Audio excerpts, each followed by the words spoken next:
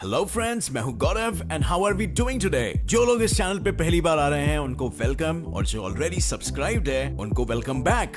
मैं हूं आपका दोस्त गौरव और लेकर आया हूं आपके लिए एक इंफॉर्मेटिव और रोमांचक वीडियो जिसका टॉपिक है कुछ खास और कुछ अलग सा आज। But before we proceed any further, मैं आपको जिंदगी के कुछ तंग कर देने वाले सच्चाई बताना चाहूंगा। क्या आप जानते हैं कि वर्ल्ड वॉर 2 के टाइम कनाडा के वॉर प्रिजनर्स को इतना अच्छा ट्रीटमेंट दिया जाता था कि वॉर खत्म होने के बाद 6000 से भी ज्यादा प्रिजनर्स ने प्रिजन छोड़कर जाने से ही इनकार कर दिया था। और क्या आपको ये पता है कि आप जो आसमान में बादलें देखते हो वो भले ही दिखने में काफी हल्के दिखते हो, पर उनका वजन 100 हाथियों से भी ज्यादा होता है। और ये तो कुछ भी नहीं है। क्या आप जानते हैं फ्रेंड्स कि आपके रोज के हाइजीन यानी अपने आप को स्वच्छ और साफ सुथरा रखने की आदतों में कई सारे हैबिट्स बिल्कुल गलत है। और बिल्कुल फ्रेंड्स, पिछले सभी फैक्ट्स की तरह ये भी 100% सच्चाई है। एंड अब हम वर्ल्ड वॉर के प्रिजनर्स की माइंडसेट तो चेंज नहीं कर सकते और ना ही हमें बादलों को अपने कंधों पर उठाना है, मगर हाइजीन हमारे जिंदगी का और हमारी सेहत का एक बहुत ही अहम हिस्सा है। एंड अगर हम कुछ गलत कर रहे हैं तो for the sake of our health and wellbeing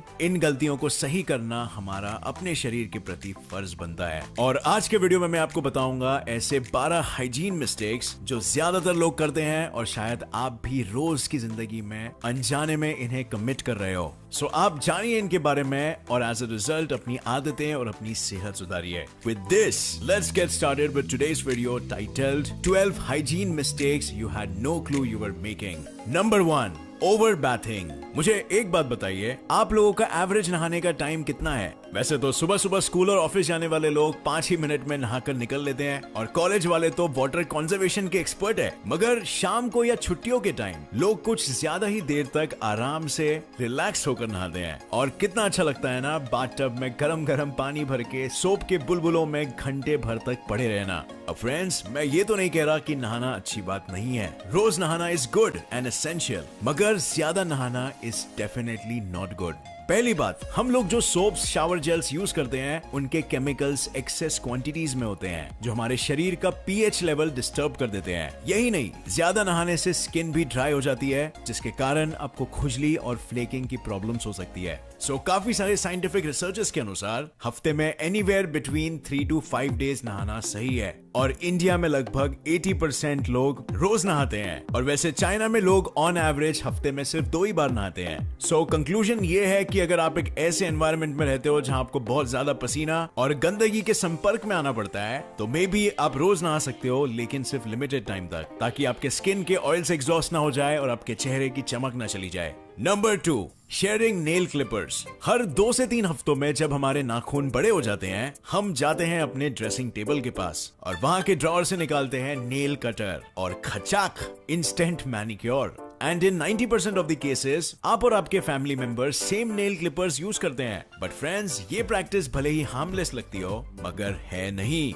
इस सिंपल सी आदत से कई बैक्टीरियल, वायरल और फंगल इन्फेक्शंस फैल सकते हैं। लंबे नाखूनों में गंदगी फंसी होती है, ये आप भी जानते हो, और उस गंदगी में कितने जर्म्स होते हैं ये भी आपको पता होना चाहिए। Germs is equal to infection, और ये एक बहुत ही सिंपल सा इक्वेशन है जिसको हम कई बार इग्नोर कर देते हैं। अब अगर कोई और ऑप्शन ना हो तो मेक श्योर कि यूज करने से पहले आप उस नेल कटर को अच्छे से एक बार धो जरूर लें, या फिर एक अल्कोहल स्वैप से उसे वाइप कर लें, जिससे कि आपके इन्फेक्शन होने के चांसेस बहुत ही मिनिमाइज हो जाए। Number 4, using cotton swaps and Q tips. अच्छे से सुनाई नहीं दे रहा तुमको? कान साफ कराओ अपने। ये लाइन या इस लाइन का कोई ना कोई फॉर्म तो हर किसी ने सुना ही होगा। कान साफ करने के लिए आज भी कई लोग कॉटन स्वैप्स या ईयरबड्स या ट्वीजर्स या पेंसिल्स और पेपर क्लिप्स का भी यूज करते हैं। पहले तो अगर आप उन लोगों में से नहीं हो तो ये बहुत अच्छी बात है, और अगर आप उन लोगों में से हो तो अपने कानों को खतरे में मत डालिए। कानों के ईयर वैक्स को साफ करने के लिए या किसी भी रीजन के लिए अपने कानों में कुछ भी डालना आपके कानों के लिए डेंजरस है। ना ही सिर्फ इससे ईयर वैक्स अंदर पुश हो सकता है, बट अगर उस ऑब्जेक्ट की टिप गंदी या शार्प हुई तो आपको इन्फेक्शन हो सकते हैं या इवन चोट भी लग सकती है। हमारे ईयर कैनल्स में नहाते वक्त जब पानी जाता है उससे यूजुअली जो एक्यूमुलेटेड ईयर वैक्स होता है वो खुद ब खुद साफ हो जाता है। और अगर आपके कान में ईयर वैक्स का बिल्डअप ज्यादा हो रहा है तो बस नहाते वक्त आप उसे वार्म वाटर से साफ कर सकते हैं।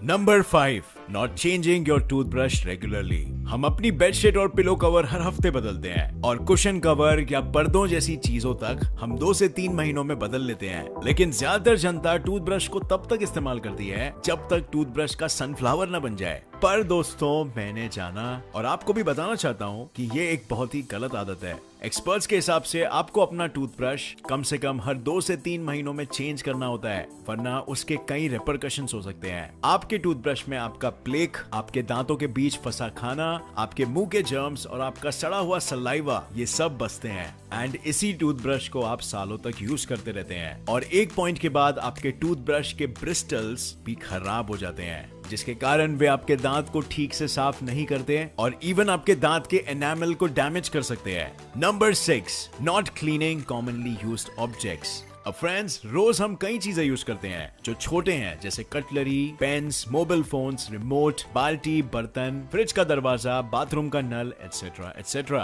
पर हम उनको साफ कितनी बार करते हैं? चलो कटलरी और पेन्स हटा दो, क्योंकि एक रेगुलरली साफ होता है और दूसरा रेगुलरली चेंज होता है। लेकिन बाकी चीजों का क्या? मोबाइल और रिमोट कुछ ऐसी चीजें हैं जो हम रेगुलरली यूज करते हैं and you will be mind blown to know कि इन चीजों पे आपकी टॉयलेट सीट से भी ज्यादा जर्म्स होते हैं। हमारे हाथों में प्रेजेंट लाखों करोड़ों कीटाणु इन चीजों की सरफेस पर ट्रांसफर हो जाते हैं और जितने साल तक हमारा फोन रहता है उतने सालों तक उस पे कीटाणु भी जमे रहते हैं। एंड इसीलिए फ्रेंड्स, अब आप सोचो इनका साफ होना कितना जरूरी है। लेकिन ऑब्वियसली इन्हें धोना नहीं है, मगर इनको सिर्फ साफ कॉटन कपड़े, रबिंग अल्कोहल या सैनिटाइजर से सिर्फ साफ जरूर करना है। Number 7, not taking a shower after workouts. Exercise एक ऐसी चीज है फ्रेंड्स जिसकी जरूरत हर किसी को होती है। अगर आप रेगुलरली एक्सरसाइज करते हो किसी भी फॉर्म में तो ये बहुत अच्छी बात है, मगर हर वर्कआउट के बाद नहाना भी जरूरी होता है। और मैं खुद कई बार हटाओ यार दिन में तो नहाया ही था सोचकर अपने वर्कआउट्स के बाद नहाने का प्लान ड्रॉप कर देता हूँ, मगर फिर मुझे समझ आया कि ये मेरी सेहत के लिए कितना डेंजरस है। आप किसी भी डर्मेटोलॉजिस्ट से इस बारे में पूछोगे तो वो आपको बताएंगे कि हमारा पसीना जो एक्सरसाइज करते टाइम निकलता है उससे हमारे शरीर पे जर्म और डेड स्किन का बिल्डअप होता है।